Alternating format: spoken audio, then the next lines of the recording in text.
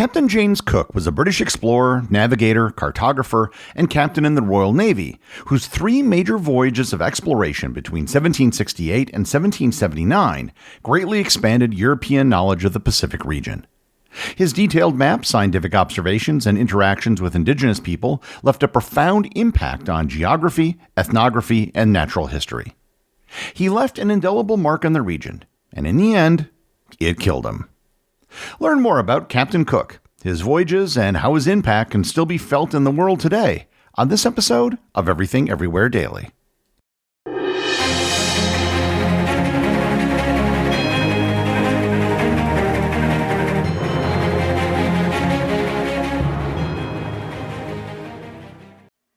This episode is sponsored by Fiji Water. You've probably heard of Fiji Water and have seen it in stores. Well, Fiji Water really is from the islands of Fiji.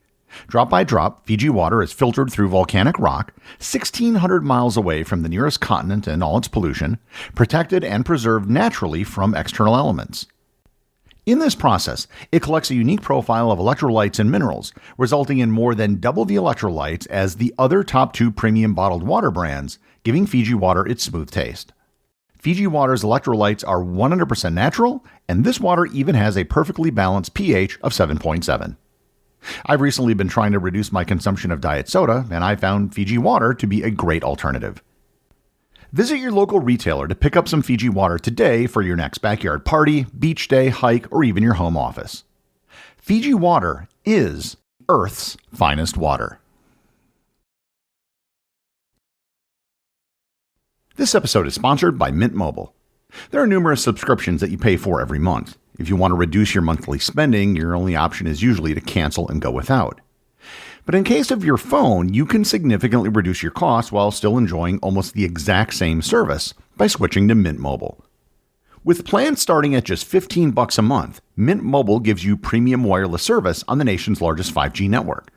With Mint Mobile, you can use your same phone number, contact list, and even connect to the exact same towers and cellular network. The only difference is price. And that's why I recommend Mint Mobile. This year, skip breaking a sweat and breaking the bank. Get your summer savings and shop premium wireless plans at mintmobile.com/EED. That's mintmobile.com/EED. Upfront payment of $45 required, equivalent to $15 a month. Limited time new customer offer for first 3 months only. Speeds may slow above 35 gigabytes on unlimited plan. Taxes and fees extra. See Mint Mobile for details. I've done many episodes on various countries and islands in the Pacific, and I've mentioned Captain Cook multiple times. So I figured it was finally time to give the man his own episode. James Cook was born in 1728 in the small Yorkshire village of Marton, the son of a farm laborer. This humble beginning makes his later achievements all the more extraordinary, as naval officers mainly were drawn from the upper class in the 18th century. As a young man, he apprenticed with a shopkeeper before finding his calling at sea, working on coal ships along England's treacherous North Sea coast. This experience proved invaluable, teaching him practical seamanship and navigation skills that formal naval training often overlooked. Cook's transition from merchant sailor to Royal Navy officer was unusual for the time. He enlisted as an able seaman in 1755 during the 7 Years' War, but his exceptional abilities quickly caught attention. Within 2 years, he had risen to master of the HMS Pembroke, demonstrating the kind of rapid advancement that reflected both his competence and the Navy's need for skilled navigators. His first major contribution came during the Siege of Quebec in 1759, when he surveyed the treacherous St. Lawrence River, enabling British forces to navigate safely to their decisive victory. This work established Cook's reputation as a master of hydrography, the science of mapping waters and coastlines. After the war, he spent several years mapping the coast of Newfoundland, where his precision and scientific approach caught the attention of the Royal Society and the Admiralty. This laid the foundation for his selection as a leader of a new scientific expedition to the Pacific. Cook's first Pacific voyage began with a scientific mission that concealed broader imperial ambitions. The Royal Society aimed to observe the transit of Venus across the Sun from Tahiti in 1769. On May 5, 1768, Cook was selected to lead the voyage before he had even achieved the rank of lieutenant. He took the exams to become a lieutenant the next day, which was the minimum rank required to lead a ship. The 1769 transit of Venus was actually a huge event for astronomers at the time, as it enabled them to apply the principles of parallax to calculate the distance between the Earth and the Sun with greater precision than ever before. This measurement was essential for establishing the scale of the solar system and improving navigation and celestial mechanics. However, Cook also carried secret orders to search for the mythical southern continent, Terra Australis, which Europeans believed must exist to balance the landmasses of the northern hemisphere. His orders were only to be opened after the transit. Sailing aboard the HMS Endeavour with botanist Joseph Banks and astronomer Charles Green, Cook first demonstrated his revolutionary approach to long-distance sea voyages. Previous expeditions had lost enormous numbers of crew to scurvy, a disease we now know results from vitamin C deficiency. Cook enforced strict dietary discipline on ship, requiring his men to eat sauerkraut, fresh vegetables when available, and citrus fruits. This attention to crew health allowed him to maintain an effective working force throughout journeys that would often last for years. On his first voyage, he didn't lose a single man to scurvy, which was an incredible accomplishment for the time. After successfully observing the Venus transit in Tahiti, Cook opened his secret orders and sailed south, and then west. His methodical approach to exploration set him apart from previous navigators in the Pacific. Rather than making quick coastal surveys, Cook spent months carefully mapping coastlines, taking depth soundings, and recording detailed observations of geography, weather, and indigenous peoples. The voyage's most significant discovery came when Cook encountered the eastern coast of Australia. Unlike earlier Dutch explorers who had found only the continent's western shore, Cook discovered the fertile eastern coast.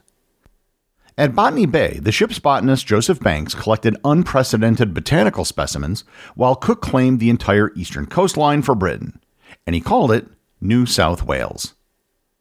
The voyage nearly ended in disaster when Endeavour struck the Great Barrier Reef. Cook's calm leadership during this crisis demonstrated his exceptional seamanship. Rather than panic, he systematically lightened the ship, plugged the hole, and nursed the damaged vessel to shore for repairs. He returned to England in 1771, having been gone for over 3 years, and was promoted to the rank of commander.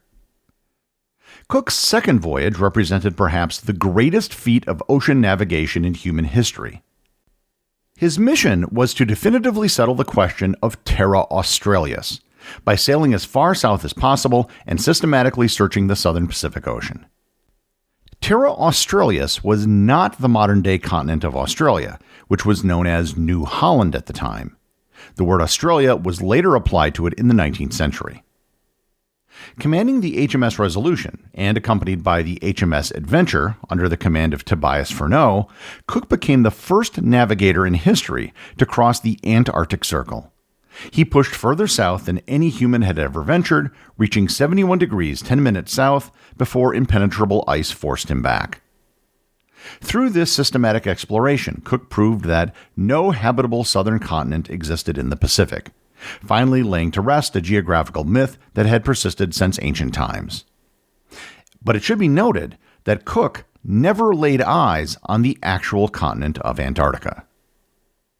The voyage showcased Cook's evolution both as an explorer and an ethnographer. His encounters with Pacific Islander societies became increasingly sophisticated, and his journals reveal growing respect for indigenous navigation and seamanship skills. In places like Tonga and the Society Islands, Cook observed complex political systems and advanced agricultural techniques that challenged European assumptions about these being primitive people. His respect for Polynesians grew as he met more of them over time.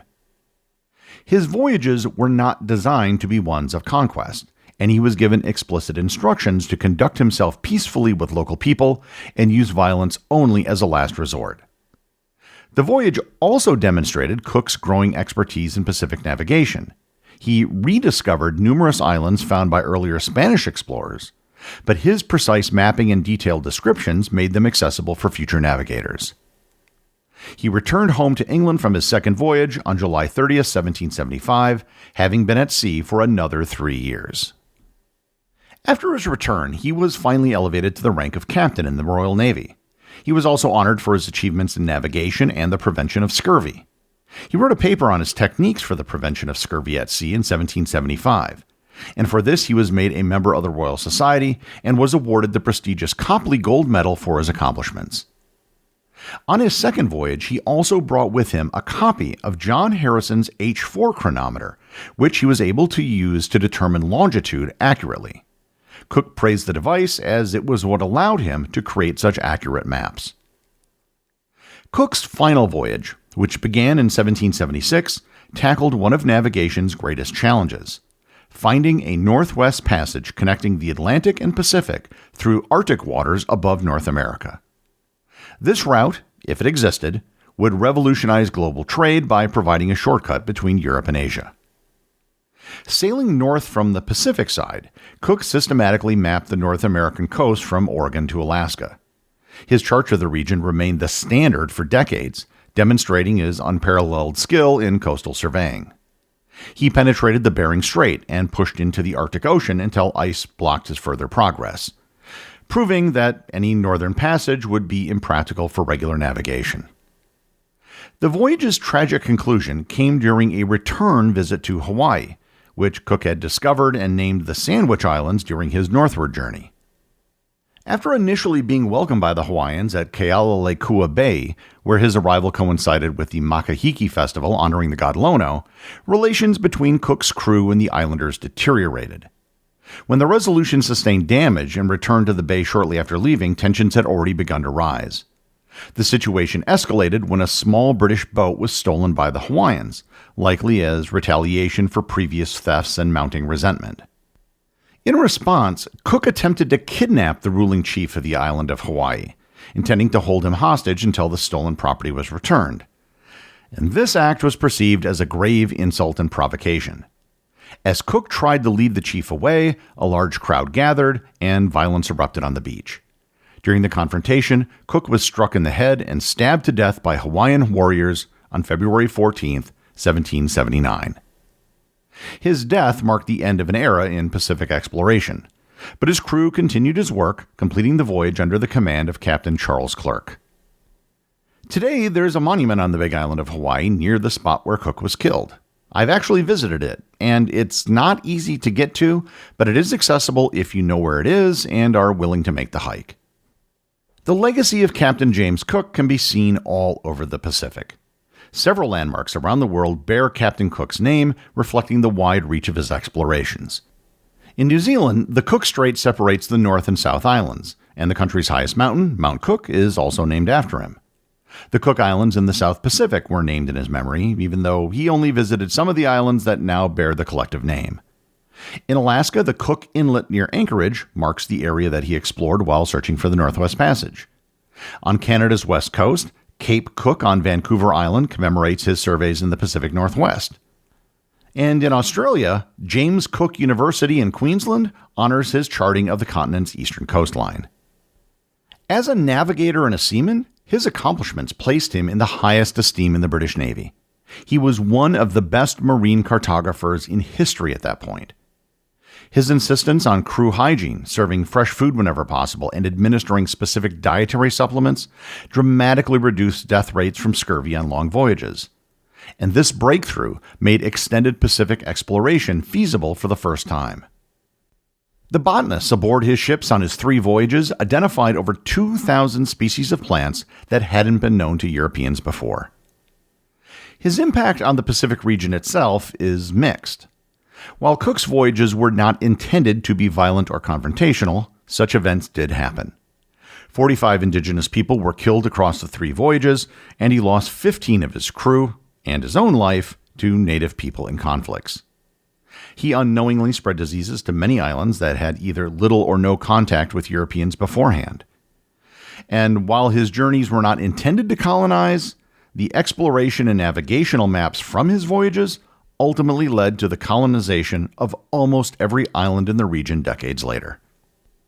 Cook's efforts laid the groundwork for British imperial expansion in the Pacific, particularly in the settlement of Australia and New Zealand.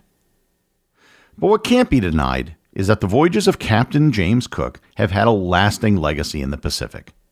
His voyages laid the foundation for what would happen in the region over the next century and beyond.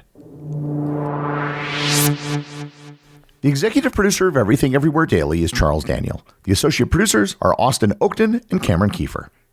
I want to thank everyone who supports the show over on Patreon. Your support helps make this podcast possible. I'd also like to thank all the members of the Everything Everywhere community who are active on the Facebook group and the Discord server. If you'd like to join in the discussion, there are links to both in the show notes. And as always, if you leave a review or send me a boostagram, you too can have it read on the show.